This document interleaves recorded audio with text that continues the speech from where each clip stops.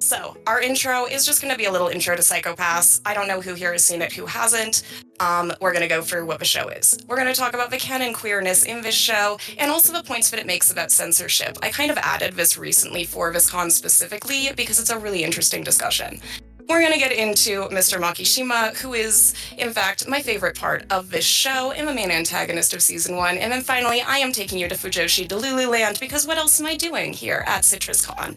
And yes, being a fan of this show since very shortly after it's released and staying quite devoted to it in 2025 is ruining my life every time I watch the news, but we're not talking about that today. We're talking about gay people. So, here we go. My quick disclaimer. My name is Seven. I have been a fan of this show for a very long time. I have gotten to officially promote it once. I've done a lot of fandom events. If you could see my room, you would be extremely disturbed by what is possibly a severe case of merch hoarding. I love Psychopaths. Komaki is my main ship. I like Kogami and Makishima, so that is going to color some of this. Psychopaths is a very Japanese dystopia, and I am a mixed Japanese person who is raised with a lot of the culture. A lot of my analysis comes from that, and you will see that some here. This is not a spoiler-free presentation, because I cannot talk about this show without spoiling it for you. If you haven't seen it, you might maybe just tune out for some of this. I'm so sorry if you haven't seen this show. But the thing is, the spoilers kind of don't ruin it. You just need to watch the execution.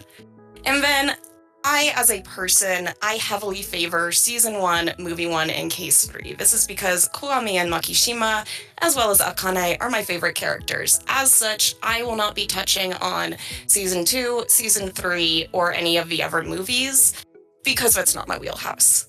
And finally, everything that isn't summary and canon facts is just my opinion and fan analysis as an extremely dedicated otaku to this show. I am here to have fun and talk about non-canon seinen BL. So with that all out of the way, let's get into it.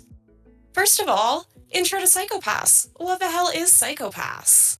So, this is Gen Urobuchi's take on Minority Report. It's actually a collaboration between Gen Urobuchi, Makoto Fukami, and Naoyoshi Shiotani, which, you know, I'm sure that you guys recognize at least one of those names. Crazy collaboration. What is it? So, we're set in a dystopian future. This is very spoiler heavy. I am sorry. Judgment on society is passed based on essentially scans of a person's brain that try to quantify their soul. The basis of this world is that the citizens of Japan in the year 2113 have traded their freedom and their choice and their direction for a system that promises security and that delivers on it. How do they do that? They judge people before they're able to act. This looks like your entire life is quantified. The system assesses what career you should go into, who your partner should be. It also assesses what degree you are susceptible to becoming a social deviant, essentially. And if you are that kind of person, you don't have many options in this society. We get into the dark side of essentially what it means to create a perfect world. Season 1 plot. Our main girlie here, this is Akane Tsunemori. She is starting her first day at this world's Public Safety Bureau. She's the audience's eyes into the world. She's very naive, she's very hopeful, she's voiced by Hanakana, and if you know Hanakana character types, she's like the glimmer in the world. But she's very privileged in this world. She had a lot more choice than a lot of people did. And so she comes into this world kind of like we do, where she's not aware of the extent of what it is. Kogami Shinya, Mr. Tall, Dark, and Handsome up there, he is our male lead. He is a broody detective archetype who kind of subverts his tropes as we go in there. He's also the main eye candy of the show. Division 1 is their investigation division. They're all kind of down here. I'm not going to get into everyone because that's not what this panel's about. It's not about them. And finally, we've got Mr. Makishima Shougo, who we're going to talk about in detail later, who is our main antagonist. And finally, this is an anime from 2012. If you do choose to watch it, this is CitrusCon. You're all over 18 and hopefully okay with dark content. Some things in this aged extremely well, some did not. Season 1 is a beautiful, contained story, and if you're going to watch this show, oh my gosh, please have a healthy separation of fiction and reality. Otherwise, you're going to be really irritated. Alright, so, canon queerness. It's an Urobuchi show. What do you expect? If you answered lesbians, you're correct. So, as we all hopefully know, Gen Urobuchi really loves queer girls. In fact, in this show, the only characters with confirmed canon sexualities are the queer women. Yayoi is the dark-haired girlie up in the first GIF. She's a lesbian. Her entire backstory is lesbian melodrama. Her girlfriend is Shion, who's pansexual, and her character intro is, the main girl basically walking in on her girlfriend eating her out. The girl on the right, her name is Rikako Oreo. She is a serial killer who goes to an all-girls school. Use your imaginations. Alright, so this is the part that I am extremely excited to get into. Well, it's one of them. And it's that this show has some interesting points to be made about censorship. So the way that this society works, the Sybil system is the system that I was referring to before. It makes those judgments, it passes those judgments on people. It also controls the society itself. The way that art and information exist in this society, they're heavily censored. Art exists only via Sybil authorized artists. Everyone else is super underground and at risk of being arrested and detained as a latent criminal because they don't have that authorization and because a lot of the times there's certain subject matter that's not allowed to be expressed. There's a plotline in this that essentially deals with an erotic gore artist who his work became both obsolete and essentially banned by society. And there's a point that this show likes to consistently make. This show, there are criticisms about the way that this show uses sexual violence. I happen to be someone who thinks that it's used very specifically in season 1 to make a point. And that point is that they continuously drive home in this show. It's that when you have a society that is so heavily controlled and censored and sanitized, when art and media and expression and love are all chosen for you and filtered through a system that says this is going to create the maximum peace for the maximum amount of people, you create a population that can't deal with complex emotions. And so you wind up with these characters who just essentially wind up being these repressed incels who can't tolerate or understand the stress of their own desire, and that leads to these people, their mental states deteriorating. It's actually a consistent point in this society who grew up under this system can tolerate stress because they've given that up. They've given up freedom and choice and discomfort for a perfect world, quote unquote. But what does that cost? The greater good for the most people. What does that mean? When I say that this is a very Japanese dystopia, part of what I mean is that Psycho-Pass is a collectivist dystopia. It's not a capitalist dystopia. This isn't like corpos running rampant, profit, profit, profit. This is, we value the happiness of the many so much that we're willing to subjugate the parts of society that haven't done wrong but are distasteful. So that brings us to, what about us? What about the rotten girls and boys? Something about me, I am a dojinka. I do dojinshi for this show. Dojinka, especially in Japan, but I think also kind of elsewhere, there's a certain reputation about a lot of us, and it's that we have very intense and kind of difficult personalities. We're all people who we love the things that we love with an intensity that often scares people. Otaku are that way, and to be such an insane otaku for something that you create dojinshi, that you create fan art, that you devote so much of your life to this. It's an intensity that has no place in a world that values moderation and peace. So the people like us, for the crimes of being passionate, of having deviant desires, of not wishing harm on the world or the people in it, but existing in a way that maybe other people just find a little bit uncomfortable to look at, wear the cost. And that's what this show is about.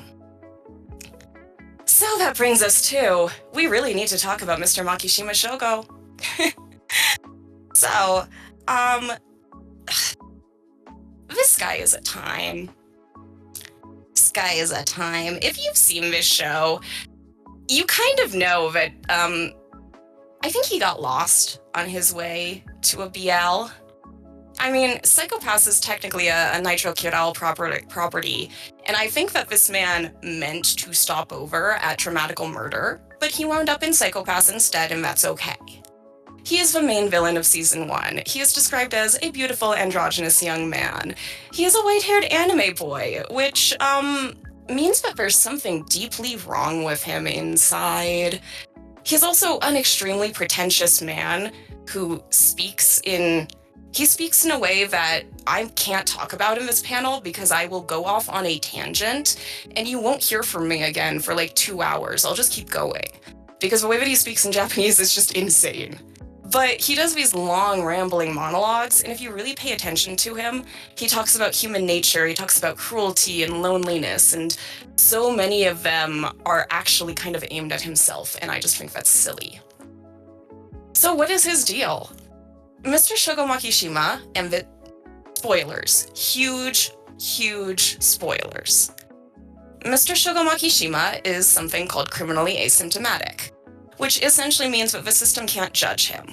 He can commit crimes, and because the way that they deal with crime in this society, they destroyed the legal system. There's no fair trial. You point the gun at the criminal, the system says, yeah, this person's over the 300 threshold, you need to vaporize them into goo. And that's what happens. The system makes the judgments, there's no personal judgment call, and there's no legal system. The system can't judge this man. And okay, on the face, that looks like it should be very liberating. That looks like I can do whatever I want in this society, and no one can stop me. But that's not how Makishima felt. He was just achingly lonely. The thing about this character is, Gen Urobuchi in an interview once said that he never wanted to elaborate on this man's backstory because he thought that it would take away from the character. And I actually kind of agree with that, because I think that just putting the face value of what this man is, an absolute anomaly in a world billing itself as free of them, in a world that works very hard to sand the ugliness off of it, and that quite effectively does it, he just felt like he didn't belong. Because if you think about it, sure, the system can't judge his crimes. He at one point kills a woman right in front of one of the agents, and she can't do anything. But that also means that he can't be judged in the other ways. The system told him, you have no career, no one will ever love you, you have no future. So Mr. Makishima Shougo, you kind of get the sense as the series goes on and as you see more of him and as you see the way that he interacts with the protagonist characters, this character has stopped considering himself as a human being. He has stopped considering himself as part of society. And that too, I think it's a very universal ache. But I also think that it's kind of the start of some of the major queer coding of this character for me. He's someone who, he desperately wants to be part of the world. He wants to be part of life. He wants to matter to people. This guy says everyone is alone and everyone is empty, and he's begging for someone to prove him wrong. So, we'll get into a little bit of the queer coding of this guy. Fun fact, he has the most outfit changes of every character in the show. I think it was 12 of them, and that's not counting all of the extra material. He's perpetually in something new. His visuals are, he's just drawn in such an exceptionally beautiful and androgynous way. He kind of invokes Griffith a little bit, Kaworu, you know. It's a very deliberate visual archetype. The themes of his story, those intense themes of loneliness, of isolation, even not getting into where we're going with the shipping, those themes are so deeply embedded in, I think, queerness as an experience, be that Eastern or Western. I've spent a lot of time in Japan. I've had conversations with specifically a lot of Japanese lesbians, because I am a lesbian who haunts lesbian bars. And I just found that like a lot of things were very universal. So for me, kind of coming back to this show and looking at the experience portrayed with this character, where first of all, most of the characters around him are either explicitly stated to be queer or heavily implied. He's also, his entire thing is being someone who exists outside of society as a ghost who can't connect. And the first person that we see this man have actual, strong, real emotional attachment to here is the male lead. Also, this is just silly. There's an entire arc where he's just like living in this rich man's house, suspiciously rent-free. And you can watch the show for yourself, but I personally am convinced there was a sugar daddy situation going on there. It just looks away, okay? I really, that is my personal opinion. Please watch and decide for yourself and come back to me. All right, let's see here. So, we're gonna talk about my little ship in just a sec, but first I am gonna make you sad. This is from an interview that I think was 2013, 2014-ish. I'm gonna read it to you. Shougo Makishima from Psycho-Pass, this was with Urobuchi. Shougo Makishima from Psycho-Pass seems to believe he was born out of time and place from where he should be. If there was ever a time and place he belonged to. He does not have a place to belong in the world of Psycho-Pass, so how do you think he would feel about our world's modern-day society instead? And Urobuchi said, our world and that of Psycho-Pass aren't completely alien. There's a lot of shared problems, issues, and concepts. If Shougo were to live in our world, I think he'd be able to find happiness and freedom. But one of the most important themes I was trying to convey in the creation of Psycho-Pass was fear in the world. That's why he has this sense of feeling out of place. First of all, I literally think about this quote, like, at least once a week, because I'm insane. But even this to me just has such an easy interpretation through a queer lens, because it truly is this feeling of being out of place in this world. It's this intense fear of just being other. And that's so much of what this show is about. It's about fear of other and fear of deviance in a society that really tried to stamp out what makes human beings unique. And an interesting thing that someone I know actually pointed out is that there are a ton of canon queer characters. There's a latent criminal who offers to suck Kogami's dick in a deleted scene. However, they are mostly all latent criminals, which may or may not imply a few things about this system. Also, fun fact that a lot of the writing and art team is very vocally pro-LGBTQ, which is kind of cool. And they just randomly, this wasn't stated in canon, this was stated in like an extra thing, but they confirmed, they're like, yeah, gay marriage is legal in Japan by then. And like, it's 2113, they have bigger problems. All right, here we go. And I'm sorry, if you ship other things, we can still be friends and you're gonna have 15 minutes to complete your case to me. And for my one friend here who likes the reverse order of this ship, I know. But this is my panel, so sit down and enjoy the komaki. We're making the case for these two idiots, Mr. Makishima Shougo and the stupid dog he's obsessed with. Long before they had ever met, I think this destiny awaited them. They were not like ships passing in the night. It wasn't like they didn't understand each other. They understood each other better than anyone else, and each was solely focused on the other. What a way to open your show. What a thing to have your female lead say. You honestly know the ship is gonna be good when it opens with the main girl just fujoing out about it. So the first piece of evidence I would like to present to you, my dear listeners, is the smattering of official art.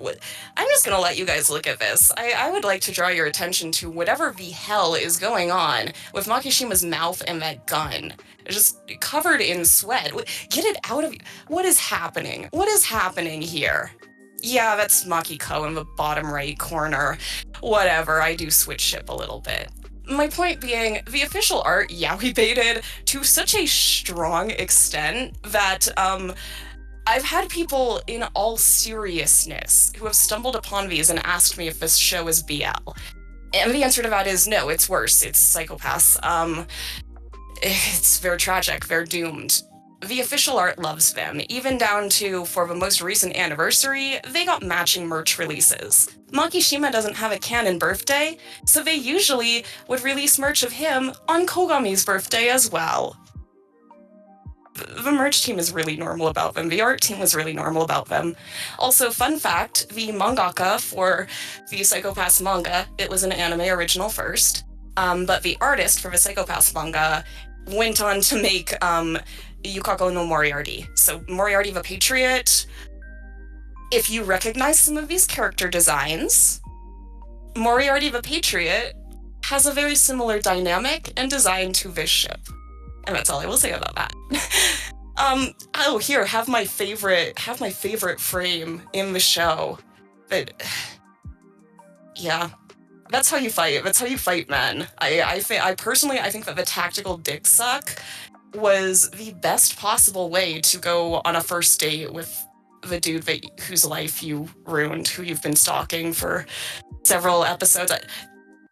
I have nothing to say about this. So, fun little things about these guys.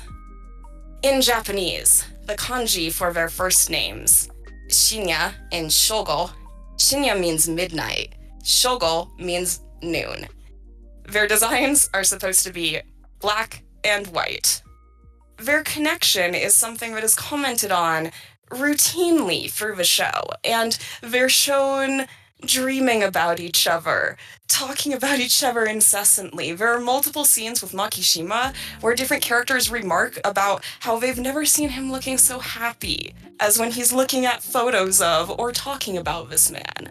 Kogami is so obsessed with this dude, he's got an entire conspiracy board on his wall. Does that have a lot to do with this man killing his best friend, ruining his life and career, and sending him on a path of tobacco addiction and depression and self-destruction? Yes.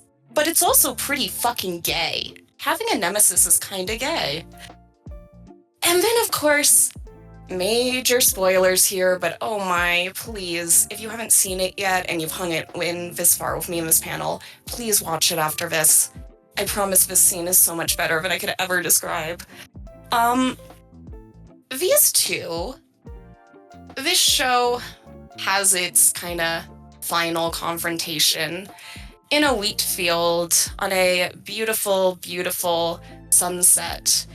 And after a lovely little chase scene, quite a bit of banter, a really erotic knife wound, and one bafflingly happy Makishima, we arrive at a couple of quotes that frankly just not only sound like wedding vows, but that this official merch team put on rings a couple of years ago, and I have them in here, I will show them to you. And finally, we have one of these guys may or may not make it through the end of the show. And then there are two movies focusing on the other one. And in both of these movies, this man hallucinates his old nemesis. And in these hallucinations, the ghost just banters with him. It flirts with him a little bit. It watches the stars with him and gives him some nice little tidbits about the local culture. They go on the run together. There's an entire thing where this man is essentially alone abroad, going from war zone to war zone. And his only constant companion is the hallucination of the deranged homosexual who was stalking him while they were both alive. Sorry, Kogami. And now we come to the slide, normal things to say to your enemy. So, their little wedding vows. On Kogami's end here, he says this a little bit before that scene, but you know. He says, I can't even imagine someone else besides me killing him. And then Makishima says this directly to this man for some reason. What's wrong with you? The thought that someone other than you might kill me never occurred to me. The full monologue is everyone is alone, everyone is empty, people no longer have need of each other. There's a spare for any replacement, and any relationship can be replaced. But the thought that someone other than you might kill me never occurred to me. Shinya Kogami got legally married in a wheat field and he doesn't even know. Like, this is just insane. That Akane quote, perpetually, I cannot overemphasize, they open the series with that, and then they use it at the close as well. And it's so interesting because she actually spends most of the series kind of trying to save Kogami from himself. She believes in his goodness as a man and as a detective, and a lot of the show is kind of about Kogami's struggle between the law and between his old friends, Akane, what everyone wants, versus his own mission, his own revenge, and his own will. And Kogami eventually makes his own choice. And the thing is that choice was inevitable from the start, because not a single good thing in Kogami's life came before the connection that he had with this strange, lonely man who couldn't stop playing with him. And that's another thing. Kogami hated Makishima, but Makishima never hated Kogami. Remember when I said that this man's entire desire, his entire character motivation, the thing that just made this dude so insane that he started committing several homicides, a few acts of terrorism, and multiple fashion crimes, is that he wanted connection. He wanted to be wanted. He wanted to be seen. And that is what his enemy offered him. Makishima is someone, he's very eloquent, he's very charismatic, he's the sort of person who he didn't develop genuine connections with the people beneath him because they placed him on a pedestal. But Kogami didn't do that. Kogami looked at this guy and said, "You're a fucking loser. You're hurting people because you want to be accepted." He never once mythologized him, and he didn't elevate him above anyone. He also didn't... He hates the guy, but he didn't necessarily dehumanize him to the extent that the system did either. To Kogami, Makishima was just a man who was making some extremely awful choices and deserved to die. And Makishima liked that for some reason, because, again, white-haired anime boy, there's something wrong with that guy. Makishima spends this entire series searching for someone who can excite him, someone that he can connect with. He tries to find it in other criminals, and he doesn't. None of those relationships are satisfying to him. He moves on. They always disappoint him. But Kogami doesn't. When they're at their end, when they have their final confrontation, it's the most peaceful and the most genuinely happy that Makishima looks in the entire series. And it's something that, for me, I've been doing stuff for this ship for 12 years, and I think that it's because something about that tragic, doomed, in this entire world where I'm a ghost and I'm not a human being at all, you see me. And yeah, you hate me, but not only do you see me, you chose me over your life. You threw everything that you had away. You betrayed everyone that you knew for me. And I think that for someone like Makishima, someone who was driven so mad by his own solitude that he became that sort of person. And again, reference back to that Urobuchi quote about how in our world, in a world that didn't tell him that he didn't exist from the start, he could find his own happiness, and he could be, albeit probably a very strange and pretentious person, he could be a normal person. But in this world, he couldn't. He never was. Even when he found people who were willing to accept and like him, he was never a normal person to them. He was more akin to a god. And he didn't like that either. So, for me, I feel like there's an intimacy in this connection that I've never found or been able to replicate in anything else. I am someone I do like and read a fair amount of BL. I like visual novels specifically, hence the dramatical murder joke at the start. I've never found a dynamic that does exactly what these two do. Griffith and Guts and Berserk are kind of close, but also completely different. And I'm not giving you my Berserk panel. We're not doing that. Kogami and Makishima understood each other on a level that felt so deliberate.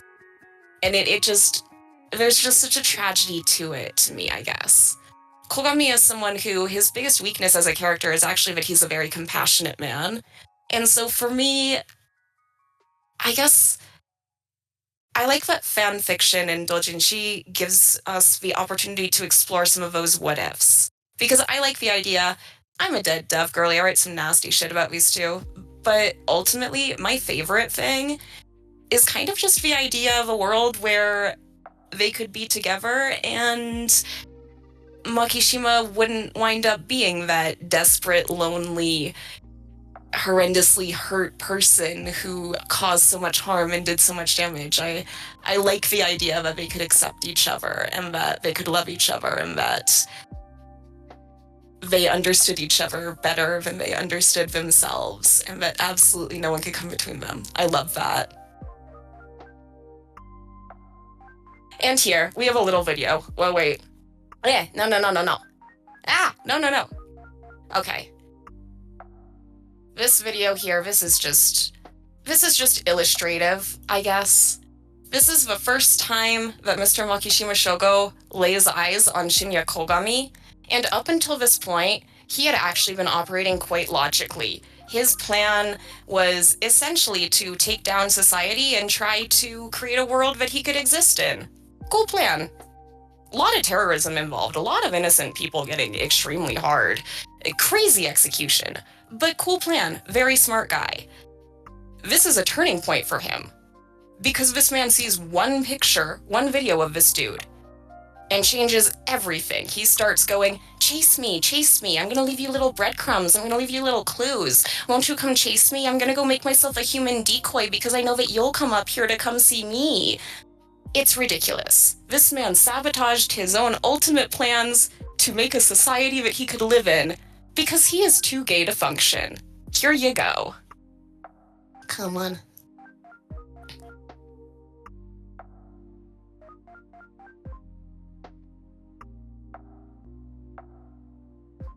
So that's, the little zoom and scroll is, referenced.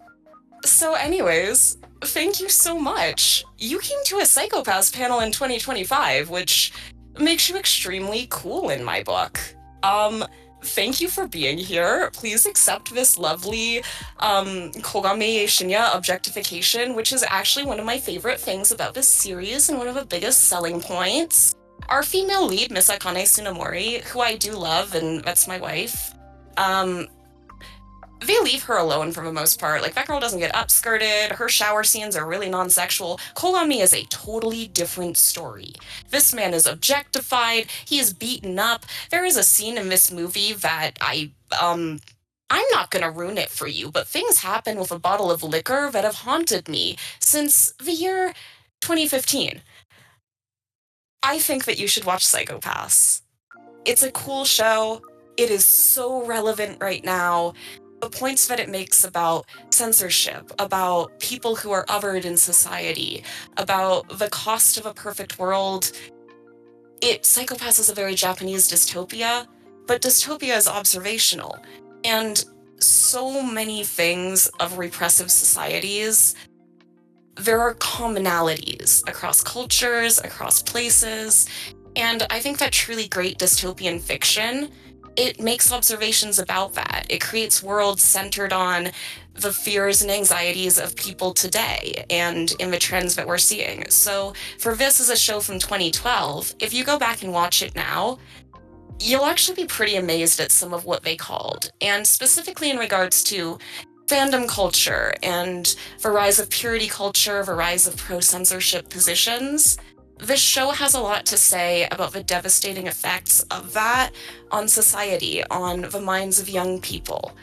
I think that this show makes a really strong case for fiction as a means of connection, as a means of coping, and as a means of exploring the darkness in our own hearts and souls.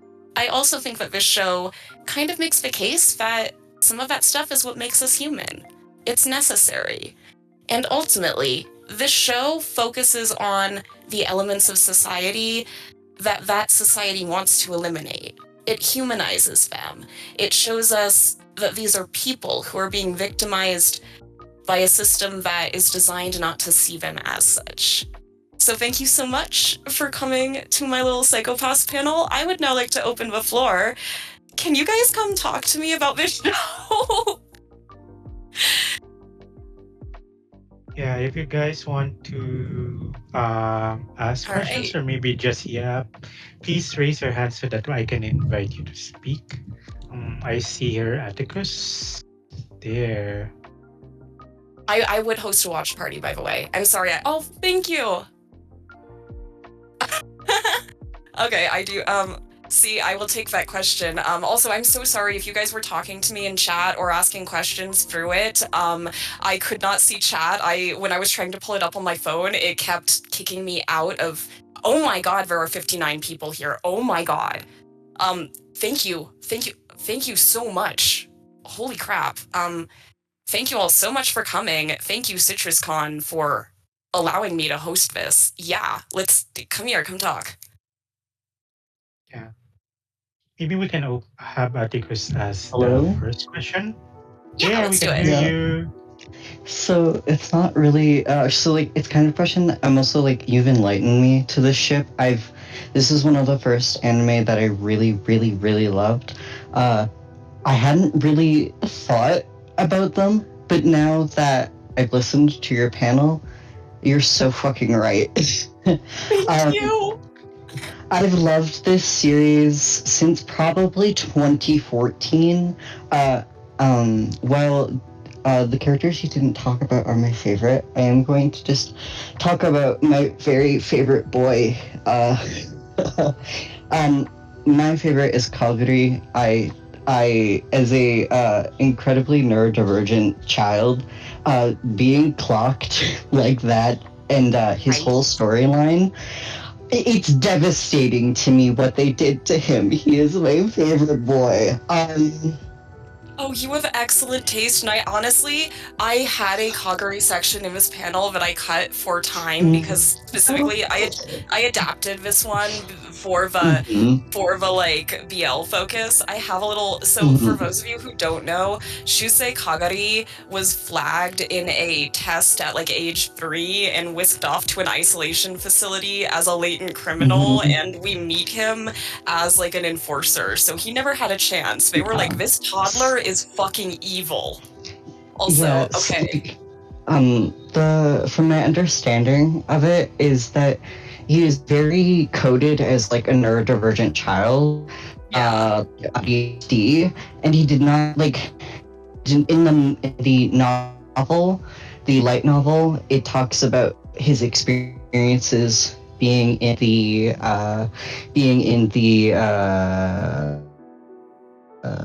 basically it would be like a psych ward, but you can trust your, and then the only way she was able to leave was to become a police dog. And I think that that's devastating. And what happens to him, completely unfair. I But yes, completely agree. thank you so much for this panel, and thank you for hosting. Thank you for quickly my favorite boy. Oh god, my cat's afraid. Okay, thank you. Of course, thank you so much. And by the way, if anyone here wants to like talk about this show, have a watch party, whatever, feel free to add me on Discord. I can drop my Twitter. If you're on Psychopath's Twitter at all, you've probably seen me losing my fucking mind at like 4 a.m. and you're going, where the hell does this girl live? Yes, he does. Seriously, thank you so much. The reactions are really, really making me happy. And I'm going to set up an extra credit thread. Come hang out with me. Okay, I do see I've gotten like a couple of questions here of what I think of the last season of the Ever content. And I am going to answer that. I am going to preface this with, I think that everyone should watch as many entries into this show as they enjoy. I think that all of us who are long-term fans have very strong preferences. A lot of us preferences are very different. I am not exempt from that, and so this is just my personal opinion. I am not saying that these entries in the show are bad or not worth watching. I personally, I enjoy the storytelling in season 1 the most.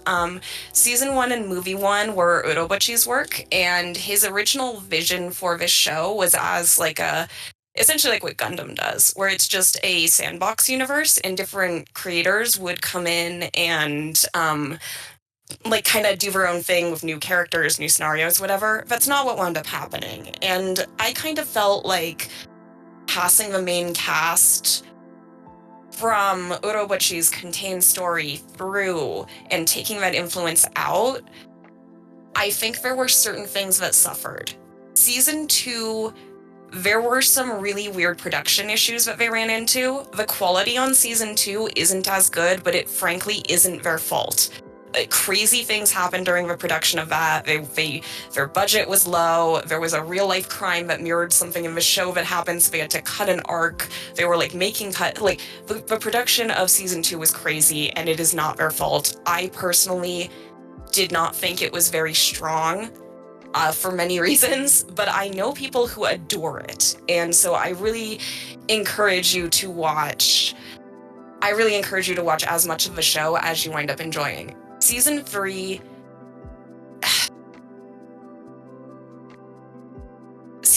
just made me kind of sad because I just felt a degree of contempt for Kobami's character in season 3 that kind of confused me. And that's my opinion on season 3. But I love the Sinners of the System movies. They're incredible. The animation is beautiful. The stories are amazing. There are 3 of them. Please watch Sinners of the System. And I do. I have 1, 2, I have 3 Dominators. I made one out of foam. I have one of the like basic bitch Sega ones that you can get off of like Amazon. And then I am an insane person, and I do have the moving and transforming one. Because there's something wrong with me. I have that one. I can actually I'll share a picture of one of my cosplays with it if you guys want to see it. The price almost scared me away. I made a meme about this where I was like, I put my entire paycheck into it and was basically just like eating ice water for the next week until I got paid again. It's extremely cool. It's extremely fragile. I think I'm more protective of this than some people are of their newborns. I love when people cite this series in academia. I have a friend who wrote her thesis on it. Like, oh my gosh. I'm so delighted. I'm so happy that this many people came out to a Psychopaths panel and want to talk about this. And if anyone else wants the mic, please raise your hand. Like, I've been rambling for an hour, and if you don't stop me, I will continue. Like, this is just kind of how I exist.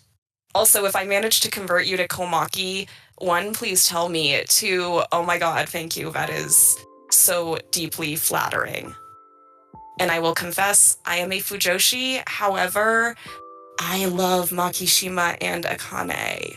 But I'll save that talk for another time. And fun fact, there are currently 2 active Kogami Makishima Dojinka in the world. I am one of them. I am friends with the other one.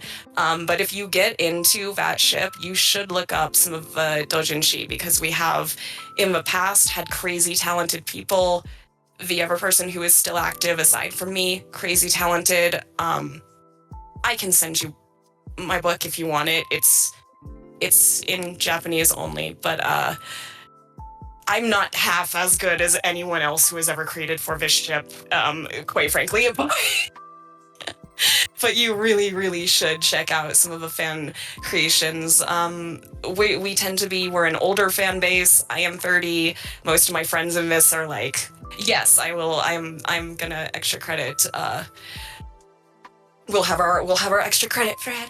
Oh, you can watch it, so officially, legally, you can watch it on Crunchyroll, and if you do watch it on Crunchyroll, they have the extended edition, and it basically adds in, like, Makishima monologues to cold open every episode.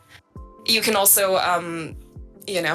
watch it in the places if you would like to fly those flags. Yes, watch the extended edition. Please, please, please watch extended. I never finished college, but I briefly went and I was studying sociology, and extended edition is gayer. Yeah, the Makishima monologues are just packed with yearning. Like I'm not even kidding. The man is. Oh, it is. Did they put it back on Hulu? I know season 3 is on Amazon. Sinners of the System is also on Crunchyroll. And I seriously watch Sinners of the System. They're so good. If anyone would be interested in a watch party, I would be really happy to set one up. Genuinely, if there's interest, I'll make the extra credit thread. And if you guys would like to have a watch party, I'm totally down to get like interested people and we can have a little thing. Because I love streaming the show. I love sharing it with people. We're a really small fandom. Like I'm mostly active in the Japanese fandom. There just aren't a lot of us on the English speaking side. Yes. Oh, okay. That's another thing. So I recently started streaming, and I am currently streaming a playthrough of that game. If anyone wants to come watch, and if you for some reason enjoyed my commentary on the game and the world, I'm actually probably going to be doing it a little bit after this panel. But that is a thing that I do. So if you would like the links to that, let me know, and I'll like put it in the extra credit thread to my Twitch thing. If you just want to see a little four-eyed freak talk about this show for like 4 hours, and you can come and chill with me. The game is fun. The visual novel is fun. Okay, I have a question for you guys. Do you have any ships that you like? We have 10 minutes left. I'm gonna make you guys talk to me. Put them in the chat or raise your hand. You don't have to talk. I'll talk enough for all of us. Kogino. Kogino's really popular. The last time I was being deranged in Ikebukuro and going from like dojin shop to dojin shop, it was like 80% Kogino. Makiko, good. Ginoza has a lot of fans. Like, I actually think that Gino is currently the most popular character. He's not kidding. He owns, his doujinshi collection is as scary as mine. And, Komakiaka is my shit. Oh, you guys have good taste. You guys have really good taste. Does anyone here fuck with Akane and Makishima? I specifically like it with Akane topping. I like Makiaka too, but I love Akane topping. I think she pegs him. The idea of both of these people who are like sexually obsessed with Kogami, winding up together, and one of them is heavily implied to be a gay man. Oh my god, thank you, lads. Thank you. You do. You need. If you want recommendations, I've got you. Scare some of my friends, but I got you. Oh my god. Oh, thank you. Thank you. And yes, I will get that extra credit thread set up. Basically, as soon as we end the panel, I'll get the extra credit thread set up. Like, please, let's chat, keep in touch. I'll put my socials there. You can like come hang out. I truly just, yeah. Oh yes it did. Oh yes it did. I truly, genuinely am completely blown away by the attendance to this panel, and I just really want to thank all of you guys for coming out, for chatting with me, for saying such nice things. I was really nervous. I haven't done a panel in a while. I went corporate, so I got out of the professional cosplay photography con life, and I haven't done this presentation in a very long time, and I actually completely revamped this for this con specifically because I was going through it, and I was like, the last time I did this, the world was in a very different place. And there's just a lot more that I want to talk about, and especially to be able to give this in an 18 plus space was so cool, because typically I do have to tone down parts of this presentation and my style, because you go to an anime con, there's going to be like a 14-year-old there. So I'm like I'm not going to talk about the bottle scene. So yeah, it was just absolutely, I'm completely honored, delighted, and it is my pleasure here. I truly was showing up and I was like, all right, maybe like 5 of my friends are gonna come to this. So 46 people here still listening to me yap. This show is alive and well, and if you love it, I hope that this reminded you maybe why you did, and you'll come back to us and come have some fun with us. And if you haven't seen it, I hope, but y'all are making my weekend. But yeah, and if you haven't seen it yet and you still managed to sit through this entire panel, first of all, thank you, congratulations. And you can't see me, but I'm making little heart hands at the camera. I'm making little, oh my god, my manicure right now is a full-on Psycho-Pass manicure. I will also dump a picture of that. But yeah, if you haven't seen it yet, please check it out. Oh my god. Oh my gosh. Ugh, I'm gonna cry. I'm gonna fucking cry. I should make 7 Chana heart. Oh my gosh, I should make 7 Chana heart hands. Oh. Don't worry about missing the beginning. A little bit of the beginning was me recapping the show for people who wanted to attend this panel but hadn't seen it for some reason. No, I essentially count time on Psycho-Pass anniversaries. Again, extreme otaku for this show. When we hit the 10th anniversary, I had a full-on existential crisis. There are people in this chat who witnessed it, who have known me for a really long time. I was walking into the ocean. Thank you. I'm super normal about this show. I have super normal thoughts about this show. I do not want to put my mouth on Kogami Shinya and just drag him around like a chew toy, okay? I am a normal woman who has normal thoughts about this entire cast. Let's see. Oh, fuck. Nobody here is normal. Yeah, we'd all be latent criminals. I did, that was also a thing that I added for VisCon specifically. I love that this space exists. Oh, yes, they're re-airing it. You can absolutely attend this again. But yeah, I'm just totally blown away by the amount of people that came to this and that still love this show. It's fun being a really intense otaku for a show that doesn't have a really large fan base for many reasons, but I always kind of want to share it with people who I think will handle it responsibly and who I think would really enjoy. Oh, thank you. Thank you. I am a little bit of a Psycho-Pass propagandist. The show is amazing, and it, not to get real personal in the last 4 minutes here, but I found it at a really difficult time in my life, and it was the first thing that I think made me feel something in a long time. It was I had been binging shows, everything was blurring together, and then I watched it 2 months after it finished airing, and I just from start to finish went through it in 2 days, and it was I could feel emotion again. I've never had, I think that it's my this story saved me, and the dynamic between Kogami and Makishima, it was just something that I was it captivated me. It made me want to create. It's done so much for me. And so I think if you can tell that he has funny story there. My friend Rampo-chan-san there, I was unaware of this, but he was a fan of mine for 10 years. And then we finally started talking a year. Oh my God, how many of you have been, why? That's always very funny, small fandom things. But yeah, I love getting people involved with it. I think it's a great show, and I really thought that CitrusCon was kind of a correct place to bring this panel back, because this isn't a show that I can recommend to a lot of people. It's not a show, frankly, it's not a show that I want to get mainstream Western popularity.